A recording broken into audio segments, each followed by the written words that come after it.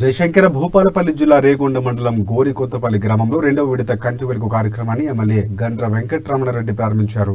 గ్రామంలోని ప్రాథమిక పాఠశాల ఆవరణంలో కంటి వెలుగు శిబిరాన్ని రిబ్బన్ కట్ చేసి ప్రారంభించారు. ఆయన సందర్భంగా మానవ శరీరంలో కళ్ళు ఎంతో ప్రధానమైనవని, మనిషి ఏ అవయవాన్ని నిర్లక్ష్యం చేసినా కంటిని మాత్రం చేయొద్దని అన్నారు.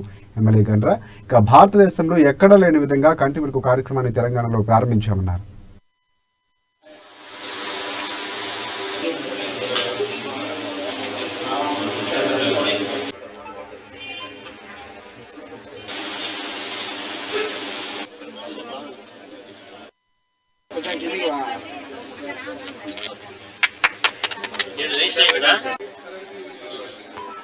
కడుపు నొప్పులు ఏగానే డాక్టర్ని పిలుస్తారు. ఆర్ఎంపీ డాక్టర్ వస్తాడు, ఆయన చూస్తాడు, ఇంజక్షన్ కూర్చుతాడు. కాళ్ళు వస్తాదంటే పోతారు, చేయి కూస్తాదంటే పోతారు, చెవు నొప్పి అంటే పోతారు. కన్ను అంటే మాత్రం వాయిదేస్తారు.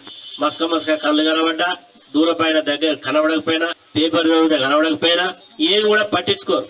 ఇది గుర్తించినటువంటి మన ముఖ్యమంత్రి గారు మరి కళ్ళు ప్రధానం కాబట్టి 5 సంవత్సరాల క్రితం కంటి వెలుగు అనే కార్యక్రమాన్ని ఆ రోజు పెట్టి, ఇట్లనే ప్రతి ఊర్లో కూడా పెట్టి ఆ రోజు కళ్ళ పరీక్షలు చేసి అద్దాలు ఇచ్చే వాళ్ళకి అద్దాలు ఇచ్చులు, ఆపరేషన్లు అవసరం ఉంటే ఆపరేషన్లు ఇవన్నీ కూడా చేయించడం.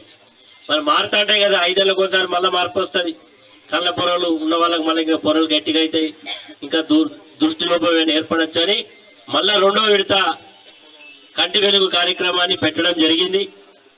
జనవరి 9వ తారీఖు నాడు ఇది జిల్లాలో ప్రారంభమైంది.